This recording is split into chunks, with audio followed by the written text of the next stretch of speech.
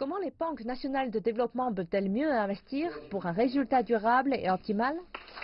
Organisé par l'Agence française de développement, l'Institut de la nouvelle économie structurelle de l'Université de Pékin, l'Institut de recherche de la Banque de développement de Chine, ce forum se concentre sur le rôle des banques nationales de développement sur la finance verte, la transformation structurelle et le développement durable.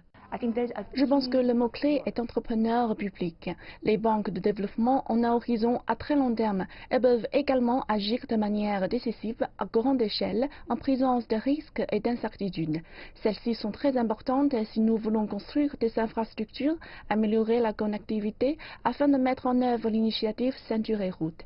C'est la raison pour laquelle je pense que la banque de développement possède un potentiel énorme pour combler le déficit d'infrastructures et promouvoir la transformation structurelle économique dans les pays Ceinture et Route.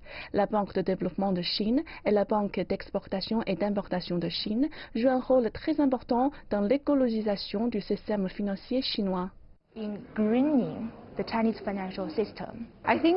Je pense que les institutions financières de développement sont essentielles pour aider à réaliser les objectifs de développement durable.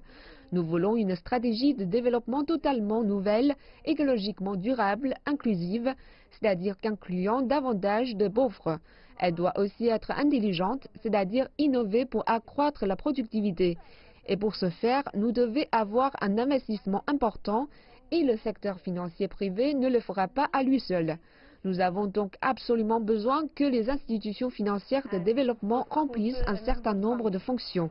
La Banque de développement de Chine compte la moitié de l'effort total des banques nationales de développement. On a longtemps cru qu'il n'y avait que le système financier privé et en fait dans un système financier il faut aussi des acteurs publics, des acteurs de long terme, des acteurs patients, des acteurs qui ne recherchent pas la même rentabilité pour leurs investissements. Pour quelles raisons? Leur rôle contre-cyclique. Par exemple, après 2008, on a connu la crise financière.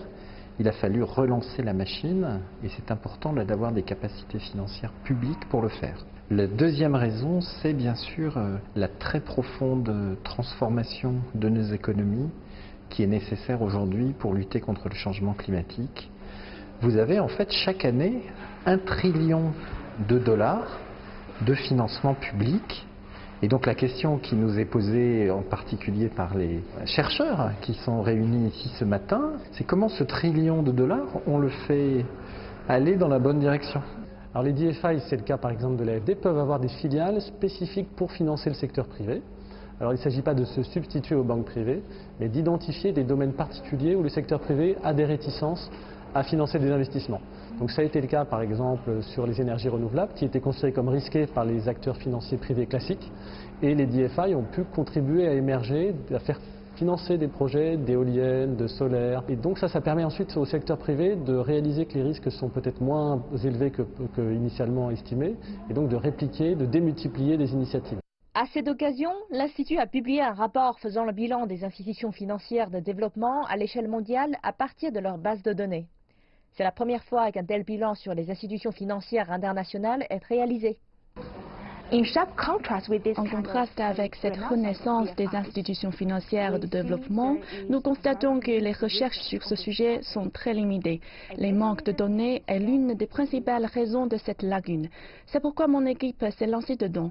Il nous a fallu 2 ans pour combiner des données de plus de 150 institutions financières dans le monde et ce n'est que la première étape. Nous en savons beaucoup plus, nous l'avons déjà fait de manière plus qualitative et il complémente cela avec des recherches quantitatives très importantes. C'est essentiel. Nous comprenons donc mieux ce que font les banques de développement et comment mieux le faire.